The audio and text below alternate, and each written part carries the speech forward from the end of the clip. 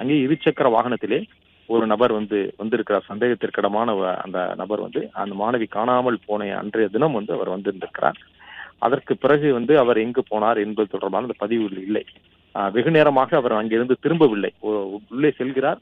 ஒரு சாலையே இல்லாத அந்த புதர் பகுதியில இருசக்கர வாகனத்துல அந்த ஊரை சேர்ந்தவரும் அவர் அல்ல. அவர் அந்த பகுதிக்கு வருகிறார். அவர் மீது சந்தேகம் எழுகிறது. அங்கிருந்து காவல்துறையினர் தொடர்ந்து சிசிடிவியை பின்தொடர்கிறார்கள். அந்த நேரத்தில் இருந்து பின்தொடரும் பொழுதுதான் அவர் ராமநாதபுரம் மாவட்டத்திலிருந்து இருசக்கர வாகனத்துல எட்டயபுரம் காவல் நிலையம் நோக்கி வந்திருக்கிறார் அந்த நபர் என்பது தெரிய வந்திருக்கிறது. இந்த நபருடைய அடையாளத்தையும், அதாவது இந்த இருசக்கர வாகனத்தினுடைய பதிவெண்ணை வைத்து தேடும் பொழுது அது திருடு போய் இருக்கிறது என்று ஏற்கனவே தொடர்பாக புகாரை கொடுத்திருக்கிறார்கள். ராமநாதபுரம் மாவட்டத்துல காவல் நிலையத்தில் கொடுக்கப்பட்டிருக்கிறது. அதன் அடிப்படையிலே இந்த இந்த இருசக்கர வாகனத்தை வைத்து அந்த இருசக்கர வாகனத்தின் எண் பதிவெண்ணை வைத்து தேடும் பொழுது போலீசார் அந்த குற்றவாளி குறித்த விவரங்கள் தெரிய வந்திருக்கிறது. அதாவது தர்ம முனீஸ்வரன் என்ற அந்த நபர் தான் இதில் குற்றத்தில் ஈடுபட்டவர் என்று போலீசார் அதன் அடிப்படையிலேயே கண்டுபிடிக்கிறார்கள். அதன் பிறகுதான் இந்த நபரை தேடி இந்த நபரை கைது செய்கிறார்கள். வழக்கமாக இந்த குற்றச் செயலில் ஈடுபட்டு விட்டு அவர் இதற்கு முந்தைய வழக்குல அவர் வழக்கமாக அந்த நீதிமன்றத்திற்கு அருகிருக்கக்கூடிய காவல் நிலையத்திற்கு சென்றதாகவும் நீதிமன்றத்திற்கு சென்றதாகவும் அப்பொழுதுதான் அவரை சுற்றி வளைத்து போலீசார் பிடித்ததாகவும் அப்பொழுது போலீசார் தரப்புல தெரிவிக்கப்பட்டது. அந்த நபர் ஏற்கனவே இது போன்று ஒரு வயதான மூதாட்டியை பாலியல் வன்கொடுமைக்கு உள்ளாக்கி அவர் கொலை செய்திருக்கிறார் என்றும், இதற்கு முன்பு போலீசாரை தாக்கிய வழக்கு, சிறு சிறு குற்றங்களில் ஈடுபட்டிருக்கிறார் என்றும் இது போன்ற வழக்குகள் எல்லாமே இருக்கிறது. அதாவது இந்த மூதாட்டியை பாலியல் வன்கொடுமை செய்து கொலை செய்துவிட்டு அதுக்கு பிறகு அந்த வழக்கிலிருந்து தப்பிப்பதற்காக வேண்டுமென்றே ஒரு காவலரை தாக்கி அந்த வழக்குல ஒரு அடிதடி வழக்கு என்று ஒரு உள்ளே சென்று விடுகிறார். இதனால் வெளியில் இருந்தால்தான் போலீசாரை சுலபமாக கண்டுபிடித்து விடுவார்கள் என்பது கவனத்தை திசை திருப்பி அவர் சிறைக்கு சென்று விடுகிறார். அவராகவே சிறைக்கு சென்று விடுகிறார். சிறைக்கு சென்ற நிலையில் தான் போலீசார் விசாரணை நடத்தி இந்த நபர் தான் குற்றவாளி என்று சிறையில் இருக்கும் பொழுது அந்த வழக்கில் கைது செய்தார்கள். இது எல்லாம் போலீசாருடைய விசாரணை அதற்கு பிறகுதான் தெரிய வந்தது.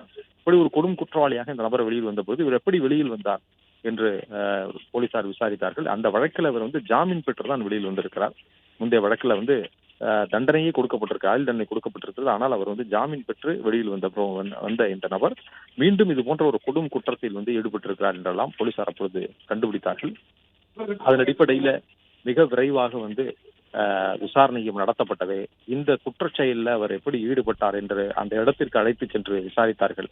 குற்ற நிகழ்விடத்துல அழைத்து சென்று விசாரித்தார்கள். அப்பொழுது அந்த நபர் பரபரப்பான அதிர்ச்சிகரமான சில வாக்குமூலங்களை அவர் கொடுத்திருக்கிறார், எப்படி நடந்தது என்று. அதாவது இந்த பகுதிக்கு அவர் தொடர்ந்து எட்டயபுரம் காவல் நிலையத்திற்கு கையெழுத்திடுவதற்காக செல்லும் பொழுதெல்லாம் இந்த பகுதியில் தூரத்திலிருந்து பார்க்கும் பொழுது அந்த தேசிய நெடுஞ்சாலையில் அவர் சென்று கொண்டிருக்கும் தூரத்திலிருந்து பார்த்தால் அந்த புதர் பகுதியில அந்த அருகில் இருக்கக்கூடிய இந்த கிராமத்தைச் சேர்ந்த பெண்கள் எல்லாம் இயற்கை உபாதைக்காக அங்கு ஒதுங்குகிறார்கள் என்பதை நோட்டமிட்டிருக்கிறார். தொடர்ந்து ஒரு 2-3 நாட்களாக அந்த பகுதிக்கு அவர் நோட்டமிட்டு சென்றிருக்கிறார். அப்பொழுதுதான் இந்த சம்பவம் நடந்த அன்று மாணவி காணாமல் போன அன்றைய தினம் இவர் அந்த பகுதியிலே ஏற்கனவே காத்திருந்த பொழுது, யாராவது பெண்கள் வருவார்கள் என்ற அந்த நபர் காத்திருந்த பொழுதுதான் இந்த மாணவி அங்கு வருகிறார். தனியாக வருகிறார் என்பதையும் உறுதிப்படுத்திக் கொள்கிறார். வெகு நேரமாக காத்திருந்து தனியாக தான் இந்த மாணவி இருக்கிறார் என்பதை உறுதிப்படுத்திக் கொண்டு அந்த நேரத்தில் யாருமே இல்லை என்பதையும் பார்த்துக் கொண்டு அதற்கு பிறகுதான் இந்த மாணவி இந்த நபர் அணுகுகிறார். கூச்சலிடுவதற்கு முன்பாகவே பின்னால் இருந்து ஒரு கட்டையை கொண்டு அந்த மாணவியை தாக்கியிருக்கிறார் இந்த குற்றவாளி தர்ம முனீஸ்வரன். அதற்கு பிறகு மாணவி மயக்கம் அடைந்த பொழுதுதான் அந்த மாணவி கொடூரமாக இந்த பாலியல் சித்திரவதைக்கு உள்ளாக்கப்பட்டிருக்கிறார் என்றும் ஒரு முறை மட்டுமல்ல, ஒரு 2 முறை பாலியல் சித்திரவதைக்கு உள்ளாக்கப்பட்டிருக்கிறார் என்றெல்லாம் போலீசார் அதற்கு பிறகு விசாரணையிலே கண்டுபிடித்திருக்கிறார்கள். தடய அறிவியல் ஆய்வு மூலமாகவும் விசாரணை நடத்தி அதற்கான அறிக்கையும் கொடுக்கப்பட்டிருக்கிறது. அவை எல்லாமே இந்த குற்றப்பத்திரிகையில முக்கியமான ஒரு தடயமாக, சாட்சியமாக சேர்க்கப்பட்டிருக்கிறது. இது மட்டுமல்ல, அதற்கு பிறகு அந்த மாணவியினுடைய சத்தம் இல்லாமல் இருப்பதற்கு கழுத்து எலும்பை முறித்திருக்கிறார். அவர் கைகாலில் எல்லாமே எலும்பு முறிவு ஏற்பட்டிருக்கிறது. உடல் முழுவதும் காயங்கள் இருக்கிறது. அதுல முக்கியமான ஒரு தடயமாக போலீசார் எடுத்தது என்பது மாணவியினுடைய நகைக்கணுவில், அந்த நகைக்கணுவிலே சதை இருந்திருக்கிறது. அந்த சதை யாருடையது என்பது தொடர்பாக DNA பரிசோதனைக்கு உட்படுத்தப்பட்டிருக்கிறது.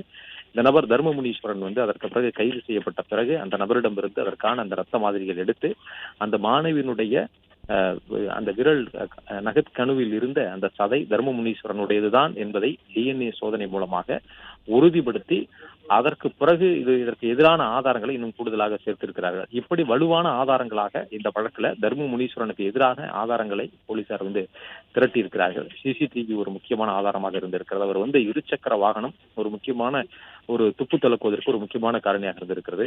அந்த நபர் அங்கு காத்திருந்தது, அதற்கு பிறகு இந்த குற்றச்செயலில் ஈடுபட்டது எல்லாமே அந்த இடத்திற்கு அவரை அழைத்து செல்லும் பொழுது அந்த நபரை ஒப்புதல் வாக்குமூலமாக அவர் கொடுத்திருக்கிறார். இது வீடியோ பதிவாகவும் செய்யப்பட்டிருக்கிறது. இது ஒரு முக்கியமான ஒரு ஆதாரமாக இருந்திருக்கிறது. மிக முக்கியமாக அறிவியல் ரீதியான ஆதாரமாக இந்த டிஎன்ஏ பரிசோதனை அது மாணவியினுடைய நகக்கணுவில் சடலமாக அவர் மீட்கப்பட்டும் பொழுதே அவர் அந்த நகக்கணுவில் இருந்த அந்த சதை ரத்தமும் சதையுமாக இருந்த அந்த பகுதி அவற்றை எடுத்து பரிசோதனைக்கு உட்படுத்தி இதற்கு பிறகு தர்ம முனீஸ்வரனை பிடிக்கும் பொழுது அவரிடமிருந்து ரத்த மாதிரிகளை கொண்டு டிஎன்ஏ சோதனை நடத்தப்பட்டிருக்கிறது.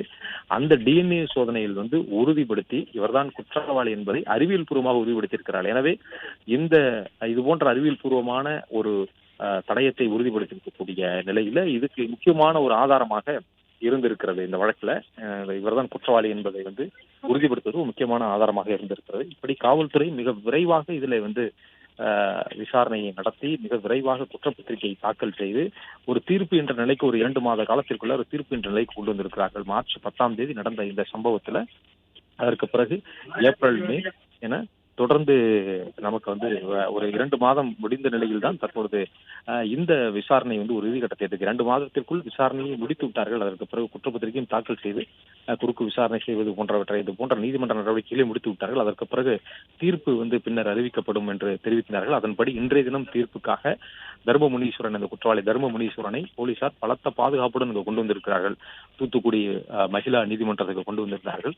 காலை 11 மணி அளவிலேயே நீதிபதி இவர்தான் குற்றவாளி என்பது ஆதாரப்பூர்வமாக நிரூபிக்கப்பட்டிருக்கிறது என்று தெரிவித்து விட்டார். அதற்கான ஆதாரங்கள் போதுமான ஆதாரங்கள் இருக்கிறது என்றெல்லாம் தெரிவித்திருக்கிறார். அதற்கு பிறகுதான் தண்டனை விவரம் பிறகு அறிவிக்கப்படும் என்று தெரிவித்திருந்தார்கள். ஓரிரு மணி நேரத்தில் அறிவிக்கப்படும் என்று நீதிபதி பிரீதா அவர்கள் தெரிவித்திருந்தார்கள். அதன்படியே தற்பொழுது தண்டனை விவரம் அறிவிக்கப்பட்டிருக்கிறது. இந்த தண்டனையில இரட்டை தூக்கு தண்டனை என்ற ஒரு அறிவிப்பை நீதிபதி தற்பொழுது அறிவித்திருக்கிறார். இரட்டை தூக்கு தண்டனை என்ற நிலையில அவருக்கு தொடர்ந்து அடுத்த கட்டமாக இந்த தண்டனை நிறைவேற்றுவதற்கான நடவடிக்கைகளை ஈடுபடுவார்கள். இதற்கிடையிலே அவர் இந்த நீதிமன்றம் கொடுத்திருக்கக்கூடிய தீர்ப்புக்கு எதிராக மேல மற்ற பிற நீதிமன்றங்களுக்கு செல்லலாம். இதற்கு முன்பு மேலே இருக்கக்கூடிய நீதிமன்றங்களுக்கு செல்லலாம். உயர் நீதிமன்றமும் அதற்கு மேலே செல்லலாம். ஆனால் இந்த வழக்குல இன்றைய தினம் இவர் குற்றவாளி, இவருக்கு இரட்டை தூக்கு தண்டனை என்று நீதிமன்றம் உத்தரவு பிறப்பித்திருக்கிறது. அந்த உத்தரவிலே போதுமான ஆதாரங்கள் இருக்கிறது, இவர் மீதான குற்றச்சாட்டுக்கு போதுமான ஆதாரங்கள் இருக்கிறது என்பதையும் நீதிமன்றத்திலே தெரிவித்திருக்கிறார்கள். அதற்கான அறிவியல் ரீதியான ஆதாரங்கள் மற்றும் சாட்சியங்கள் இவை எல்லாமே சேர்க்கப்பட்டு இன்றைய தினம் இதற்கான அந்த அறிவிப்பை வெளியிட்டிருக்கிறார்கள். நீதிமன்றம் வெளியிட்டிருக்கிறது. இன்னும் சிறிது நேரத்துல மீண்டும் சிறைக்கு கொண்டு செல்லப்பட இருக்கிறார் இந்த குற்றவாளி தர்ம முனீஸ்வரன். இந்த நபர் ஏற்கனவே இது போன்ற ஒரு பாலியல் வன்கொடுமையில் ஈடுபட்ட ஒரு நபர்.